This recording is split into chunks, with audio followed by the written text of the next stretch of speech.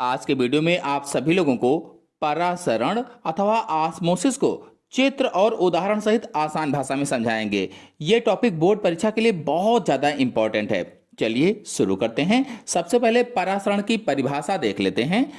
तो जब दो विभिन्न सांद्रता वाले विलयनों को एक अर्धपारगम्य झिल्ली के द्वारा अलग कर दिया जाता है तो कम सांद्रता वाले विलयन से अधिक सांद्रता वाले विलयन की ओर विलायक के अणुओं की गति करने की क्रिया परासरण कहलाती है।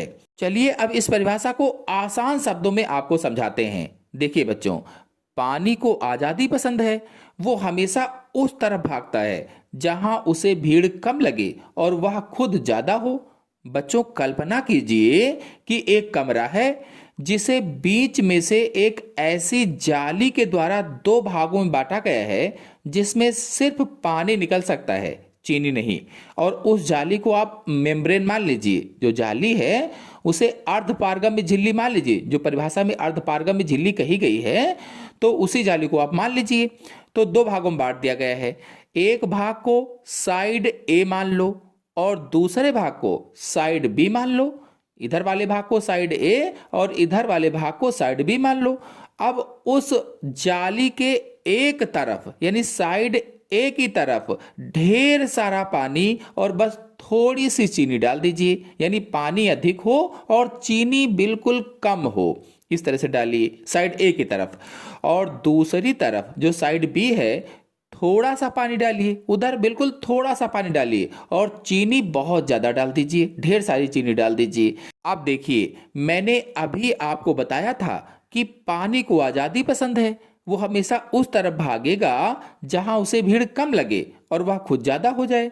तो बच्चों, अब पानी देखेगा कि साइड बी में चीनी बहुत ज्यादा है। उसने देखा कि साइड बी में चीनी बहुत ज्यादा है और पानी है कम।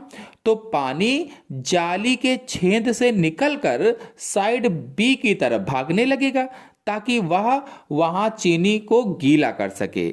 इसे ही परासरण कहा जाता है।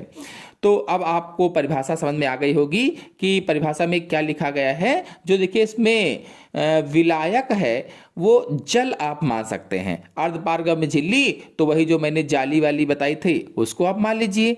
तो जब दो विभिन्न सांद्रता वाले विलयनों को, अलग अलग सांद्रताएं थी क्योंकि एक में चीनी ज्यादा थी और एक में चीनी कम थी, तो विभिन्न सांद्रता वाले हो गए। विभिन्न सांद्रता वाले विलयनों को एक अर्धपारगम्य झिल्ली द्वारा अलग कर दिया जाता है तो कम सांद्रता वाले विलयन से अधिक सांद्रता वाले विलयन की ओर जल अथवा विलायक के अणुओं की गति करने की जो क्रिया थी उसे ही परासरण कहते हैं, जिसको मैंने उदाहरण के माध्यम से आपको अच्छे से समझाया। चलो अब परासरण के उदाहरण बताता हूं, ऑस्मोसिस के उदाहरण बताता हूं। तो परासरण के उदाहरण देखिए, पहला है किशमिश का फूलना। जब हम सूखी किशमिश को पानी में डालते हैं तो किशमिश के अंदर पानी कम हो जाता है और बाहर का पानी किशमिश की त्वचा के जरिए अंदर घुस जाता है और किशमिश फूल जाती है। भाई बताया गया है कि जब हम सूखी किशमिश को पानी में डाला, आपने पानी ले लिया और उस पानी में सूखी किशमिश को डाल दिया। जो किशमिश थी क्योंकि सूखी थी इसलिए उसके अंदर पानी था कम। अब कम पानी था तो बाहर का पानी किशमिश की त्वचा के अंदर घुस जाएगा, त्वचा के जरिए घुस जाएगा। उस त्वचा को आप झिल्ली मान लीजिए, अर्धपारगम्य झिल्ली, तो उसके जरिए अंदर घुस गया और इस तरह से किशमिश फूल जाती है। फिर दूसरा उदाहरण आप बता दीजिए, अचार बनाना। तो जब हम आम पर नमक लगाते हैं, अचार जब बनाने लगते हैं तो आम पर नमक लगाया जाता है। तो जब हम आम पर नमक लगाते हैं तो आम के अंदर का पानी बाहर आ जाता है, यहां नमक खींचने का काम करता है। तो इस तरह से हो जाएगा। और एक उदाहरण आप बता सकते हैं कि जो पेड़ पौधों की जड़ें होती हैं वो मिट्टी से पानी सोखने के लिए पौधे की जड़ें परासरण का ही उपयोग करती हैं। परासरण विधि से ही वो जल और खनिज लवणों को अवशोषित करती हैं।